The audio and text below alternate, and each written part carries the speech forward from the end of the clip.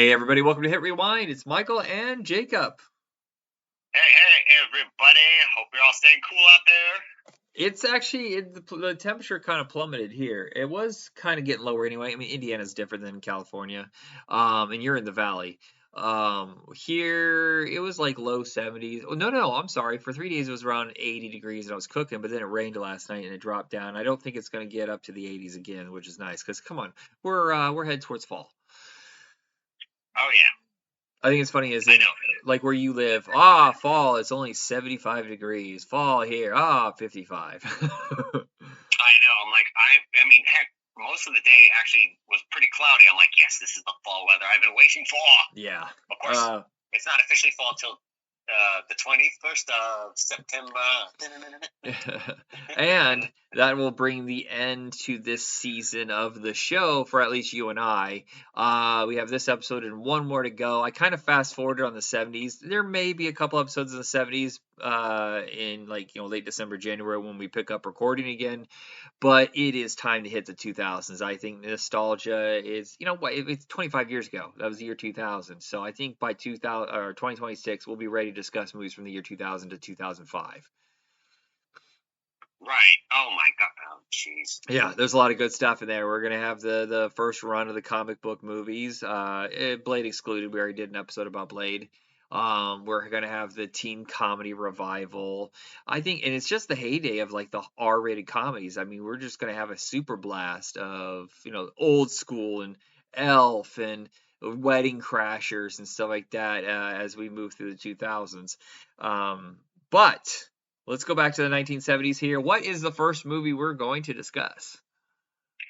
Okay, this one was definitely a bit of a surprise, and I definitely feel the sentiment of the director. Big Wednesday. Yeah, it wasn't a really big hit. For some reason, I thought it was. But I think I saw it when DVDs were first coming out on Netflix. Because I had just got done watching Conan the Barbarian. I was curious about the other movies that the guy directed, and I saw Big Wednesday. I was like, all right, why not? And it's funny when I was reading into this, they were so sure this was going to be a massive hit, that it was going to be the next American Graffiti.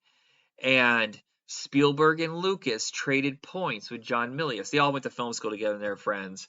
John Milius was given 1 point in Close Encounters of the Third Kind. George Lucas gave him 1 point in Star Wars, and they both got a point in. Yeah, they didn't get their money back. But I'm telling you right now, 1% of Star Wars, and maybe it's just the first movie, I don't know, or it's the whole thing. I have no clue how that works. But John Milius could live the rest of his life off the profits of Star Wars alone. I mean, come on, that was like American box office alone was like $37 million. I think he's good. Oh, absolutely. Oh my God. Yeah, he had been a writer throughout the early part of the 70s. He did the second Dirty Harry. I'm trying to remember Judge Roy Bean. I don't know, a Dillinger was one of them. And he finally got to direct a movie, Lion in Winter, with Sean Connery and I believe Katharine Hepburn in '75, and that did very well. So this is his time to cash in. This is when he wants to get the movie where he has something personal to say. And he really does lay it on the line. The man was a surfer. This was his life. It's basically from his viewpoint because his youth is, high school's ending. Basically the same time the way that American Graffiti is, 62, 63. And the movie just jumps forward in chapters. It's like 62, 64, 66, 69, 74, something like that. And the progression of these characters through their lives. And it's weird that Gary Busey doesn't get as much as the other two guys, Jan Michael Vincent and William Catt. When he's on the poster, we're being told his role is just as important. I almost wonder if they cut out his character because it seems like for 3/4 of the movie, they're just like, hey, where is he at? Oh, he's off in some island surfing. He's off. They don't really have a story for him. Yeah, no, it was just almost. I felt like he was kind of like living the life that oh gosh, Jan Michael Vincent wanted. Yeah. Yeah, and also like I was trying to compare his life to what he was doing, like with the Z Boys. Yeah, that's true. Yeah. Well, he was chasing. Yeah. Oh God, yeah. Yeah, he's chasing the endless summer. The dream that was shown in the old Bruce Brown film of '64 is you're just like a free spirit wandering the world trying to find the next wave, and you just do odd jobs, and that's how you survived. And I think that's what his character was doing. But for whatever, probably narratively, they thought, well, this isn't that amazing. Let's focus on the other two guys. Yeah, he was pretty much almost a nomad. But once Gary Busey's given time to be Gary Busey, sweet Jesus, that performance he gives. Okay, so there's a mid. So let me. Before I get into it. So the first half of the movie is basically them dealing with adulthood, post high school. They're not really finding their goals, their place in life. William Katt's more focused than the other ones. Jan Michael Vincent's a party animal drunk who refuses to grow up, who alienates people. And then William Katt's the one that's the adult. He goes to school. He becomes, a lifeguard for the beach. He goes off to Vietnam and he doesn't fight it. Whereas everybody else does. And the shenanigans are pretty entertaining watching them. But fucking Gary Busey covered himself in like fish oil, carrying around a dead fish. What was it? Motor oil? All sorts of stuff. And just being, God, unbelievably crazy. Oh, God. Especially when he almost picked a fight because he wanted to borrow that surfboard for his friends. Can I have another cigarette? Sure. And keeps trying to grab that lighter. And he's just like, you making fun of me, man? You making fun of me? Whatever. It's just, and it worked. It worked for all of them except two. One didn't even try. And then the other one, he just didn't convince him that he was gay. But I thought that was a crazy, and I get it. I get it. If you have no other options out of a fucking stupid war, that we all agree now is a stupid war. Almost all of our wars have been incredibly stupid wastes of time and money and lives. Yeah, I get it completely why they wanted to get out of that. Yeah. Oh, no, absolutely. Oh, God. But Gary Busey, just like all the shit he was doing, the yelling, the fight. Yeah. Oh, man. Or Jan Michael Vincent bashing his leg in. Robert Englund trying to be blind. That one has to be hard to pull off because all they had to do, and I'm surprised he didn't get busted, is like throw a coin in front of his face and watch as he go, or something like that. By the way, baby Robert Englund before he was ever Freddy Krueger. Yes, I know. That was a huge surprise to me. I was like, oh, no shit. I mean, he really can carry himself in a movie, in any role he's given.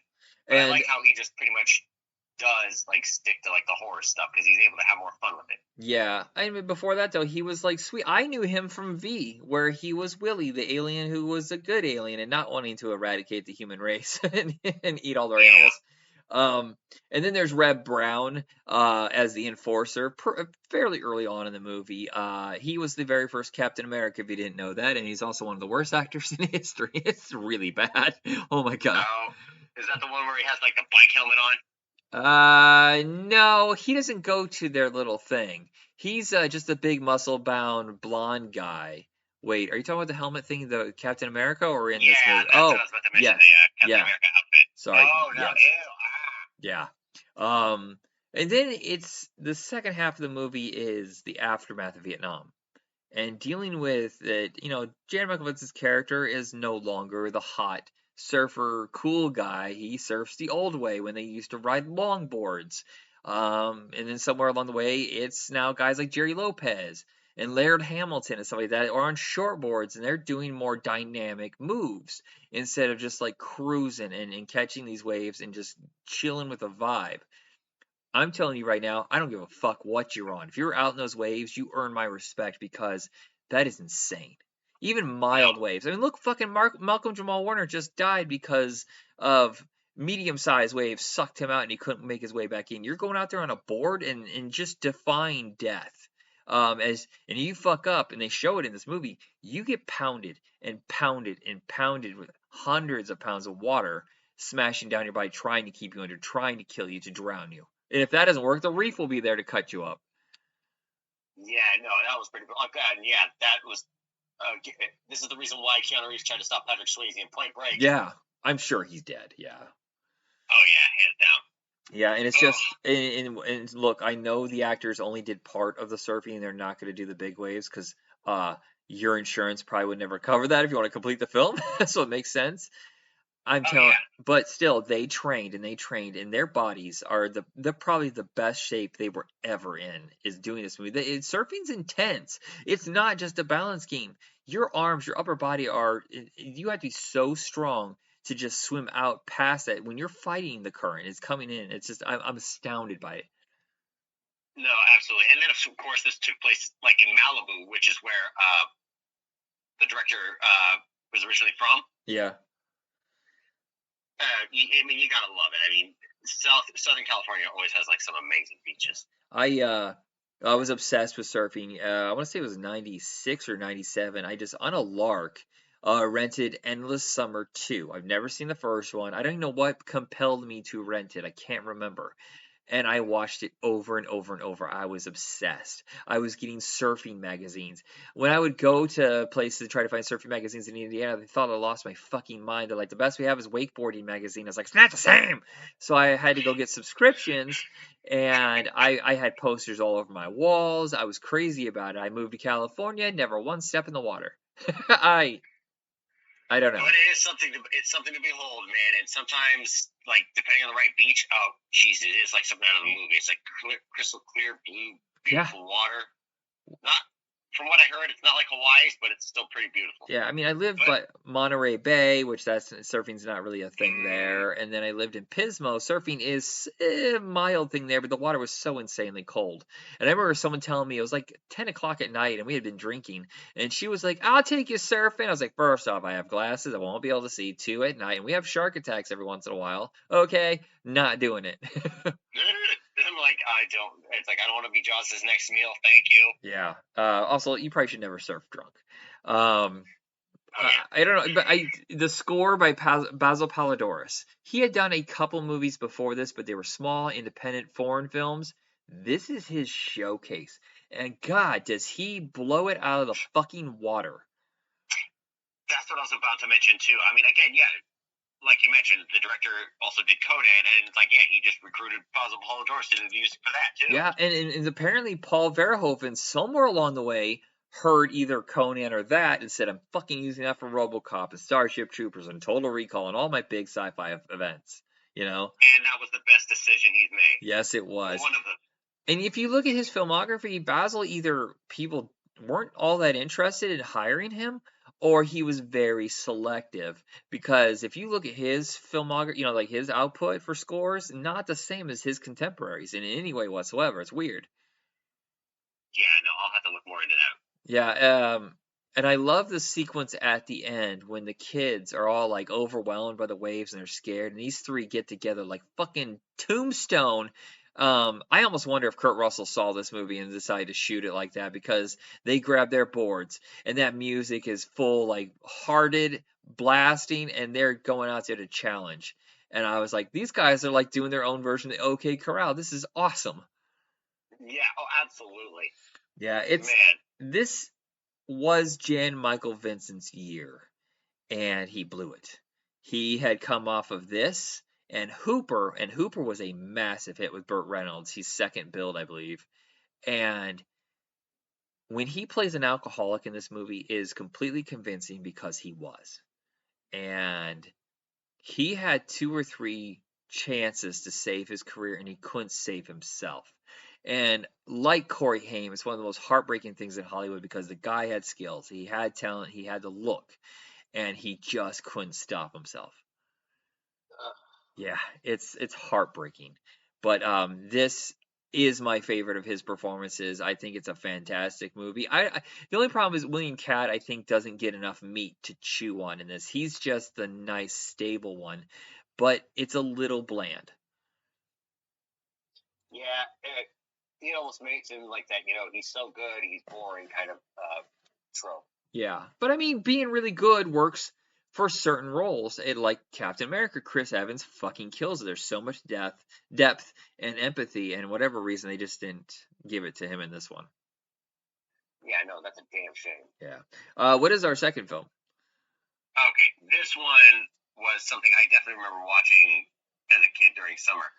Race for Your Life, Charlie Brown. Another animated classic. So there's four of them. This is the third of the fourth. We have one more to go. We'll discuss it later. Because it's 1980. It's not the 70s, folks.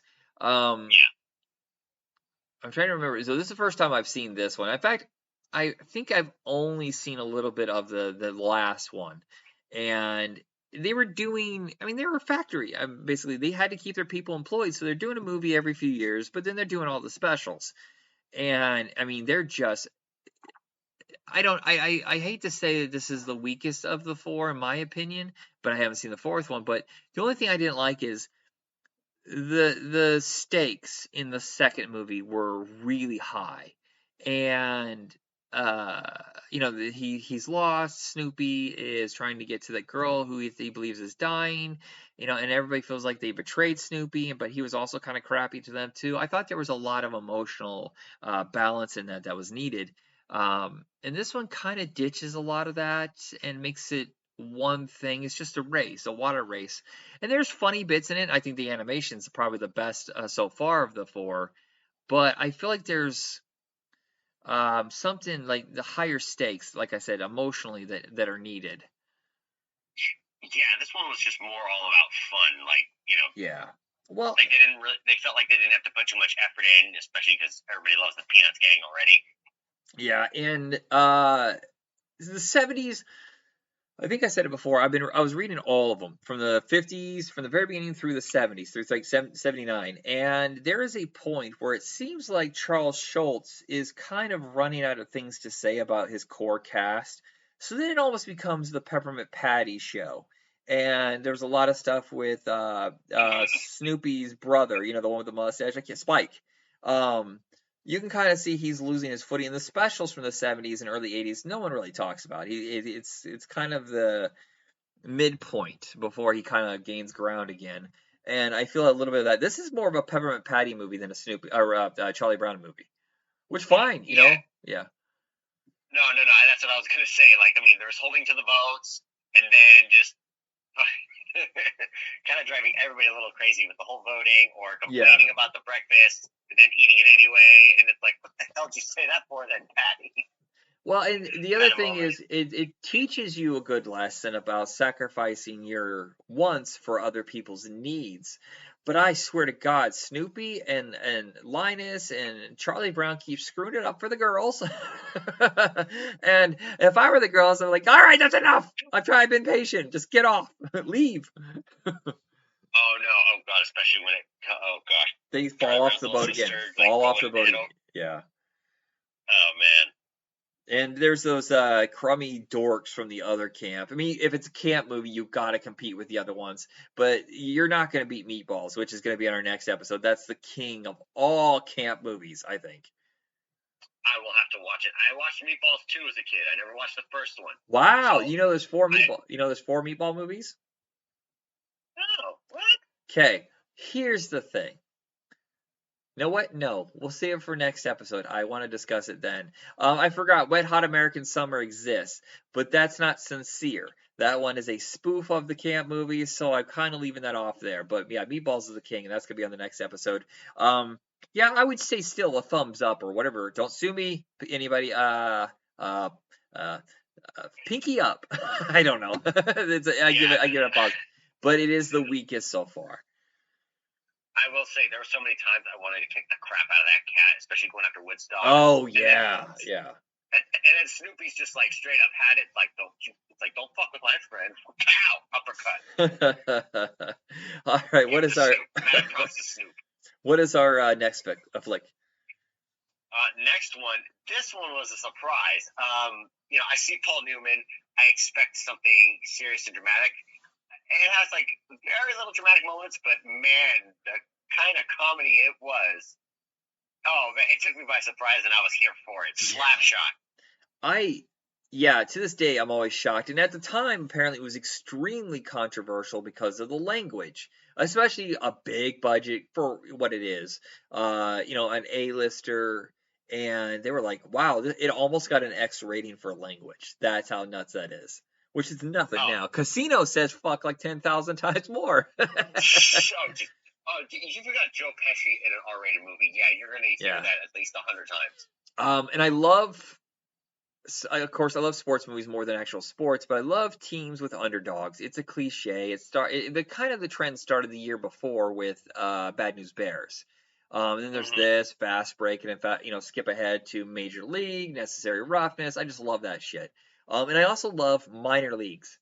There's something very interesting about guys who are barely making it by, especially ones where they're at the end of their careers. It's just the way it is. You have a shot in sports, and sometimes you never make it to the big show. Sometimes you're in the big show for a little bit and you go back down, like in Bull Durham. And then sometimes it's the beginning and end of your career. A couple years in the minors, you got a streak in the majors, and then back down to the minors. And that's what just fascinates me because not everybody's Roger Clemens. You spend the entire fucking thing getting paid $10 million a year, and you're a star. Damn. Yeah. Yeah. No, it is. There's just something that also like a player needs to help unlock their potential too. You need to have the right manager. Yeah. Something that can help you focus. Well, and a lot of it is also minor league teams have to do something to get you to show up. Sometimes it's crazy events like in semi-pro that Will Ferrell would pull, bear wrestling, or just like let's get the right players. And this comes up in this is like we're gonna get the Hanson brothers. They're crazy, they're violent, they're stupid, but it's gonna get people to watch. And that's a big point in the movie is they're desperate to get enough attendance that they can continue into the next. Wait, is it someone? I can't remember. There's someone trying to buy them, right? They're not shutting down the league, or is it both? Yeah, well, there's a factory in town that's closing, and a lot of people are going to be out of work. Yeah, that's right. going to affect it. And there's rumors that the team's going to be sold to someplace else, like to Florida. Right. Or something. Yeah, Florida, However, known for hockey, which they actually do have a hockey team now. But at the time, they didn't. But later through the movie, I know this is going to be a spoiler. He confronts the owner to try and like see what's going on, considering the manager of the team's telling them anything. Yeah, the owner's not going to sell the team because they're used as a tax write-off. Yeah, it fucking sucks. And they spent the whole time just embarrassing themselves. They weren't playing real hockey. They were playing fucking like wrestling on skates. They have the big bad villain and this is cartoony, it's outrageous. And that's a big sticking point for basically the best player on the team is Michael Onkine. He wants nothing to do with these shenanigans. He will sit out games. He wants to play, not fight. And Paul Newman is the guy who knows better. But he's a fuck up. He ruined his marriage, he's ruined his career, he ruined his team, and now he has to just deal with it and decide, are we going to go play for real or not? And I think it's a really fun, challenging role for Paul Newman, and it's a comedy. And he didn't really do a whole lot of, if it was light, like The Sting and, well, no, there's one that's really good where he's a con artist in the military. It's really hard to find. The Secret War of Henry Frigg or something like that. He's very funny in that one. But this is kind of like his flat out like Animal House era comedy, raunchy. Yeah, hands down. I did not expect it to be this raunchy. Yeah. Yeah, it's a lot of sexual innuendo. Yeah. But it's top notch performances, and in minor league hockey, especially to me. That's what I grew up with. Do you have a hockey team where you are? Is it close to San Jose? Yeah, the closest one we have is the San Jose Sharks. Yeah, you don't have any minor league teams around there, right? No, none that I can think of. See, that's a big thing. Of course, I'm very close, much closer to Canada and, near Michigan and stuff like that. Hockey is a big deal. So we have the Fort Wayne Comets, and when I was a kid, we went to so many games, and that was such a big deal. I'm talking. We're going to get autographs. We know the players' names.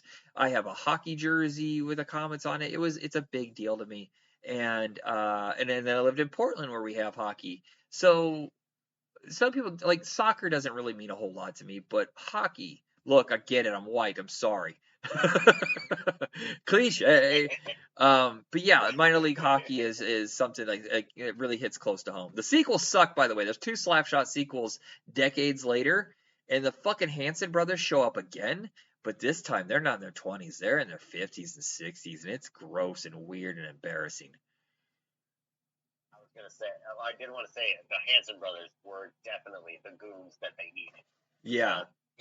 I will say this: if you like Goons, go watch that. The one with Sean William Scott. Those movies are great.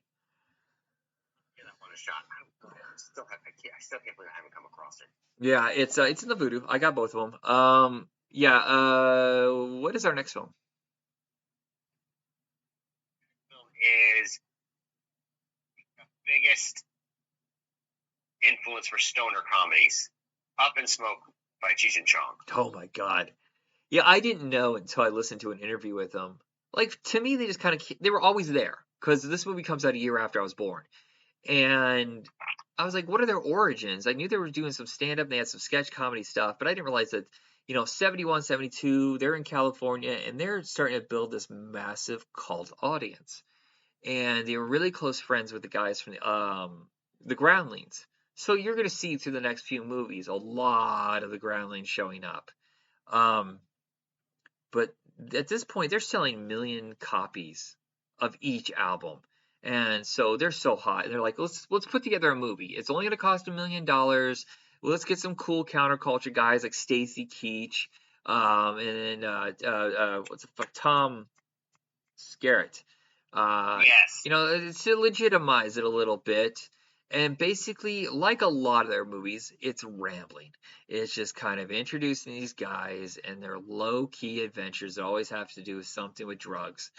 And usually ends in some sort of event, a comedy, stand-up, we gotta get to the show, that kind of thing. This is, pound for pound, their best movie because the jokes are always there. There's nothing lazy, nothing phoned in. And I think the problem is when they signed a deal, they left Universal after this. This thing was a phenomenon. They went and signed a long-term deal with Paramount, but they were required to put a movie out every year. You cannot come up with fresh material every year for a fucking movie. The next 2 or 3 are pretty good. I stick around longer than a lot of Cheech and Chong fans. But once it gets to the end of their Paramount contract, sweet Jesus, Still Smoking? It's not a fucking movie. It's not. They're just horsing around in a hotel room before a film festival, and that's it. It sucks dick. And I think you like the Corsican Brothers. I hate it. As a kid, I know it's a movie I watched as a kid, and I loved Cheech and Chong, so I'll still probably enjoy it. If I were to watch it now, I probably won't laugh as much. But they really do lock down their characters. Cheech is the guy who's streetwise, who's, always shocked and surprised by things. And Chong's always perplexed by it, like the world around him. Like, hey, man, how long have I been here? Which he's done his whole life. I don't think he's done anything other than that character, which has to kind of suck. But maybe he doesn't have range. Cheech turned out to be a fucking great versatile actor. Oh, absolutely, hands down. Like you see him in many supporting roles. Of course, he was also in Nash Bridges. Yeah, for years he was on Nash Bridges. Yeah, and he shaved off his legendary mustache because he wanted to be seen as an actor. Plays 4 roles in Dusk Till Dawn, if I'm correct. Oh God, yes. I mean, anything by Robert Rodriguez, he will appear there. Yeah, he's a Disney guy. He did voices Oliver and Company and Lion King. I think there's another one in there somewhere. So incredibly versatile. He wrote and produced Born in East LA. I think he might have directed that too, which is really good. Oh no, absolutely. From what I do here, I remember seeing it on Comedy Central. Didn't have too much time to fully watch it because I remember we had to go somewhere. I'm hoping eventually it becomes available for us on our streaming because we share a streaming account. But it's only available physical copy right now. But it's a blast. There was another one he did where he was a ghost. It was a kids movie. Oh yeah, Charlie and the Ghost or something like that. I think Anthony Edwards directed that. But yeah, it all really starts here, Up in Smoke. Look, there's not a lot to say with the plot. But it's just, you never get bored because every 5 minutes it's something new. I know, but oh my God, the worth of that band that they were hauling. Oh, okay. Wow. I'm like, back then, I'm like, dang. And then freaking, oh God, that moment at the end where they're playing, they're doing that little band competition. Oh God. Oh yeah. My mama talking to me like I didn't know how to live. But I can't hear because my head is like a sieve. But then Chong just screws it up by just being so messed up. The drum set keeps falling apart.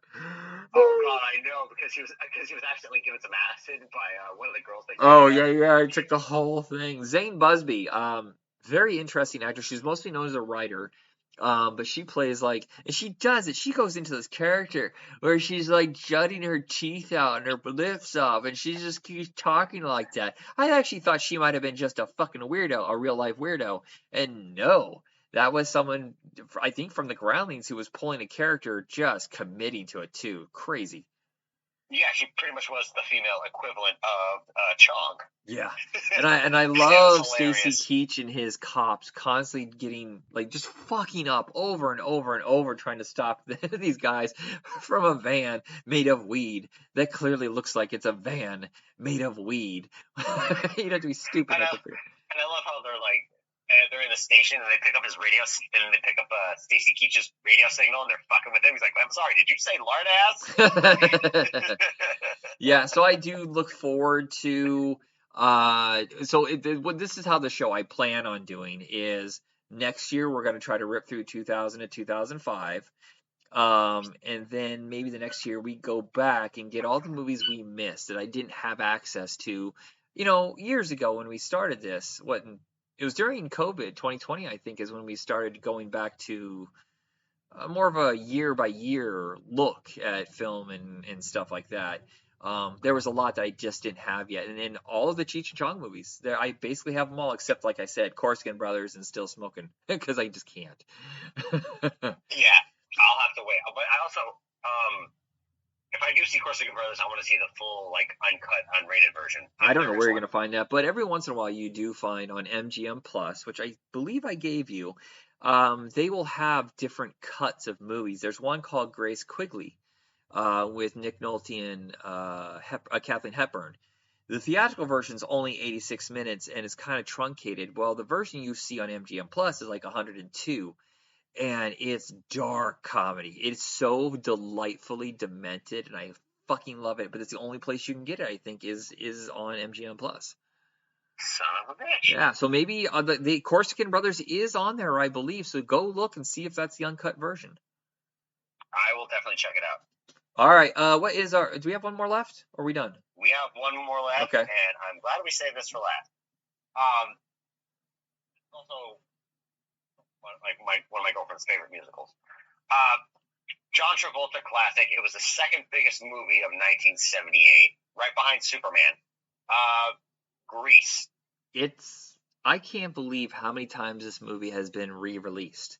I looked, and the first time, I think it's up to like $300-something million at the U.S. box office, not adjusted, because, let's see, they released it 78, I looked it up just recently, 78, 79, and then right before Grease 2, and then they paired it with Grease 2 and drive-in double features. It disappears for a while. Then there was the 20th anniversary in 1998. It made a bunch of money for that. Then it got released again, I don't know, like a few years ago as a sing-along, and it made a bunch of money. And I believe it's coming out again real soon in theaters for some newer, I think there's going to be a director's cut or something like that of Grease. Oh, wow, really? Yeah. And here's the thing is, the original version of Grease is way dirtier. They watered it down for the theatrical because they wanted a PG rating, but the theatrical or the stage version, which I believe was still with Stockard Channing and Treat Williams of all people originating the role of Danny Zuko, but he was too old. Though oddly enough, Stockard Channing was older, but she still looks fairly young. The movie's frustrating because, old movies, everybody looks like they're way too old for high school, but since they all do, you kind of buy into it. Right. Oh, God, I know. Especially because only like two of the cast members were close to high school age. One was actually 18, and of course, Travolta was only 22 at the time. But a lot of them were pushing 30, and a couple were over. I believe Olivia Newton-John was 31, and like I said, Stockard Channing was 33 or 34. Yeah. Funny enough, mentioning Superman, she auditioned to play Lois Lane. I've seen that audition. She was pretty fucking good. I know, but then Margot Kidder came along, so it's like, hey, no hard feelings. Well, and it might have been maybe the juxtaposition between her and Christopher Reeve. Christopher Reeve was super young. I think he was 23 at the time. That might have thrown things off. But Margot Kidder was older, too. Um, Yeah, I think but it's funny is Frankie Avalon has a cameo in this, and I fucking love Frankie Avalon. He was 4 years older than Stockard Channing as Teen Angel. oh, yeah, exactly. Yeah, that whole like beauty school dropout musical sequence. Yeah. The All, oh yeah. Who was her name? Didi Khan? Diddy Khan. She's so adorable. Holy shit, is she adorable? She didn't really have much of a on screen, but she did a lot of voice work because she has that unique, very particular voice. Oh, absolutely. I know, and I feel like she definitely should have gotten more work on screen. And Travolta and Olivia Newton-John reunited 5 years later with Two of a Kind, which I haven't seen since I was a little kid, but I heard it was a pretty terrible movie and it flopped really bad. But I'm curious. Sometimes when people say they pile on movies, I'm telling you right now, I like Grease 2 a little bit better than Grease. And I know that movie's hated, and I know it flopped. I like it better. Yeah, there are some things that can make it charming, especially the whole like feministic approach to it. Yeah, well, I think they put more thought and care into the two main characters. You really like I don't think Danny's a very good person. And the change at the end throws me off. And the fact that it's a little bit of like, hey, conform, and then you'll get the one you love. Whereas Grease 2 isn't it's subverting that because he's pretending to be somebody else, but he's only doing to kind of horse around. And turns out she just loves the guy underneath that, the dork from England. Yeah, no, and she's also not. She doesn't like thinking that she's somebody's property, aka the whole BS with the T-birds. Yeah. I will say this though: the songs are better in the first.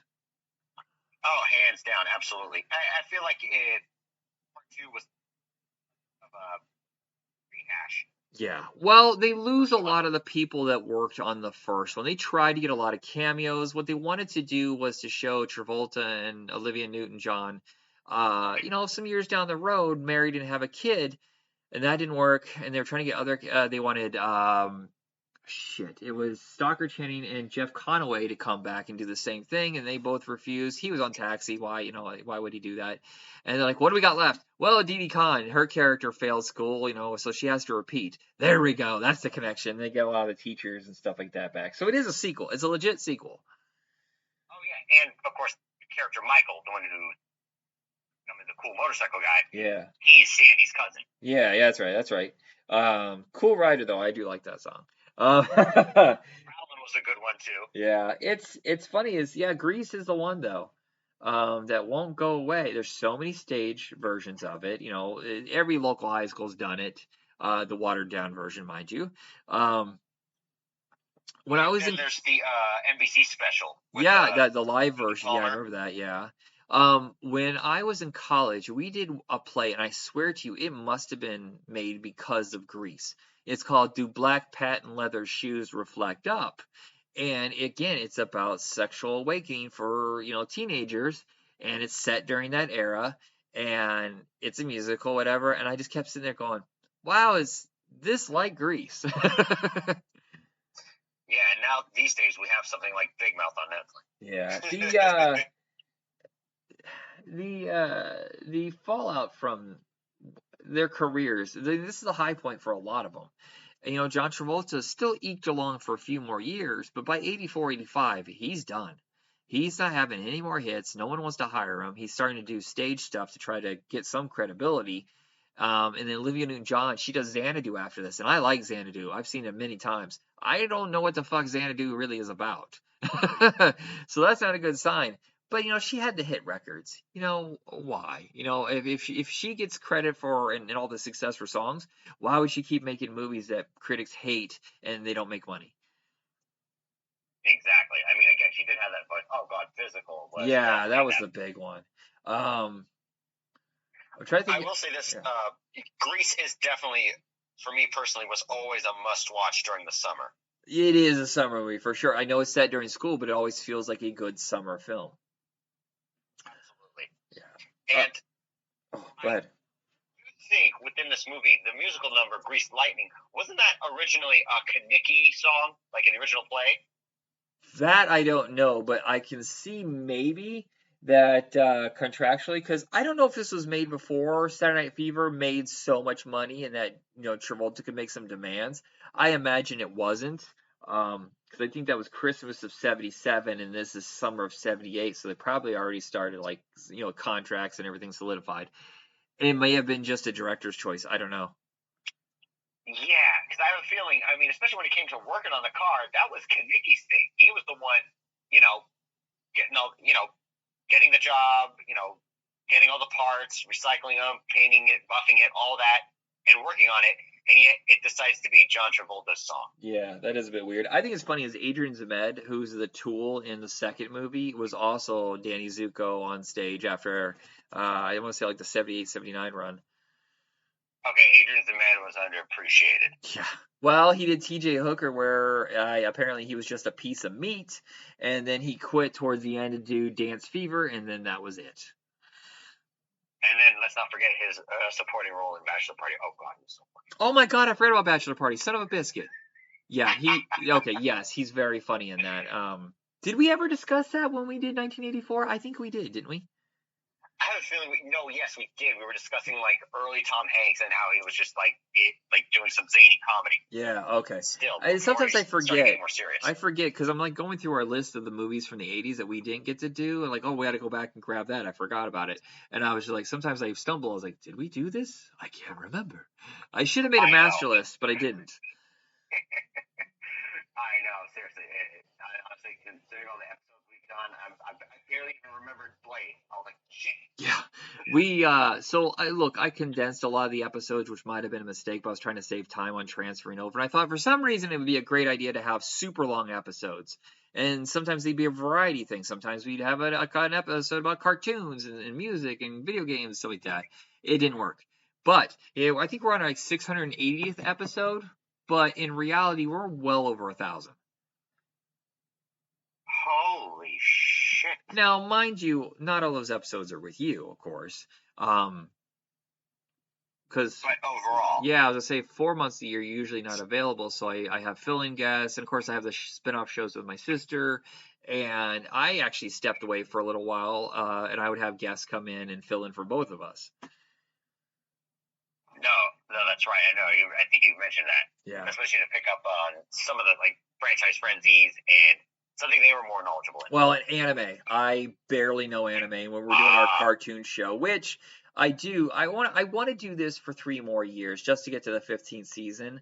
But at some point, I would like to revisit some animation because it's far enough along now that there's some animated shows that we haven't got to do. The rule was always, I think we set this pretty early on, was in order for it to be nostalgia, which is what our show is about, you need 20 years. So, because we started this in 2014, and we're like, well, we can't do stuff from 1985 yet because 85? 95, because that's not classic. Classic is considered anything over 20 years old. Oh, right. Yeah, so that's kind of how the shows go. So we bought ourselves enough time that we can do 2000 through 2005 or whatever next year, and then hey, guess what? Back to the 80s and maybe some cartoons in there too. For sure. Oh my God, that just makes me realize everything from all the '90s cartoons I grew up on 30 years ago are classics now. Yeah, I mean you're old.